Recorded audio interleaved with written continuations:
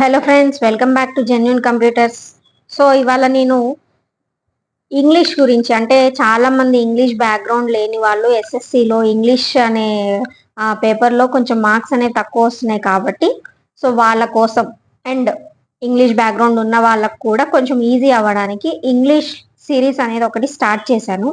So ఇవాళ ఒక శాంపుల్గా ఒక వీడియో పెడుతున్నాను. సో అలా నచ్చింది అని మీరు కమెంట్ చేస్తే నేను ఆ సిరీస్ అనేది అలా కంటిన్యూ చేస్తాను.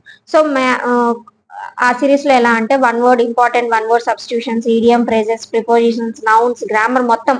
సో మనకి 100 రూల్స్ ఉంటాయి కదా, 100 రూల్స్ కూడా మంచిగా డయాగ్రామ్ తో పాటు, అంటే మామూలుగా ఎక్స్ప్లెయిన్ చేస్తే కొంచెం డిఫికల్ట్ గా ఉంటుంది కాబట్టి మనం డయాగ్రామ్స్ ద్వారా ఇంగ్లీష్ అనేది ఈజీగా అర్థమయ్యేలాగా నేర్చుకున్నాము. అండ్ చాలా మంది సినానిమ్స్, యాంటోనిమ్స్ దగ్గర ఇబ్బంది పడతారు కాబట్టి ఆ సినానిమ్స్, యాంటోనిమ్స్ కూడా ఈజీ అవ్వడానికి మనకి రూట్ వర్డ్స్ ఉంటాయి.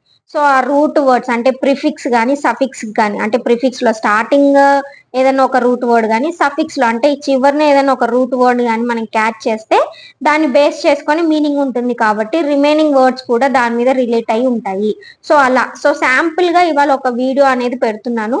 మీకు ఇలా ఓకే మేడం అంటే రెగ్యులర్ గా నేను క్లాసెస్ అనేవి ఆన్లైన్ లో పెడుతూ ఉంటాను. సో అందులో మనం యాంటోనిమ్స్, సినానిమ్స్ ఎలా ఐడెంటిఫై చేయాలో నేర్చుకుందాం, ఈడియమ్స్ అండ్ ఫ్రేజెస్ నేర్చుకుందాం, and one word substitution and spotting errors. So spotting errors మనకి పర్ఫెక్ట్ గా రావాలి అంటే మనకి ఏం తెలవాలి? ప్రిపోజిషన్స్ ఏంటి, వర్బ్స్ ఏంటి, యాడ్ వర్బ్స్ ఏంటి, నౌన్స్ ఏంటి, ప్రొనౌన్స్ ఏంటి, ఆర్టికల్స్ ఏంటి, ఇవన్నీ కూడా తెలియాలి. కాబట్టి అవన్నిటి మీద కూడా మనం అన్ని కూడా డయాగ్రామ్స్ త్రూ నేర్చుకున్నాం. సో టెన్సెస్ కూడా, సో చాలా మంది టెన్సెస్ కూడా కన్ఫ్యూజన్ లా ఉంటుంది కాబట్టి అలా చేసుకున్నాం. సో ఇవాళ ఫస్ట్ వర్డ్ ఏంటి అంటే జెక్ట్. టు త్రో అంటే విసరడం.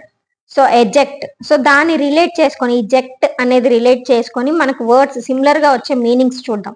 Eject, inject, object, project, reject, ఇవన్నీ కూడా త్రో, విసరడం అంటే రెఫ్యూజ్ చేయడం అనే మీనింగే వస్తుంది కాబట్టి సో మనకి జెక్ట్ అని కనిపిస్తే త్రో అనేది మనకి వెంటనే స్ట్రైక్ అవ్వాలి.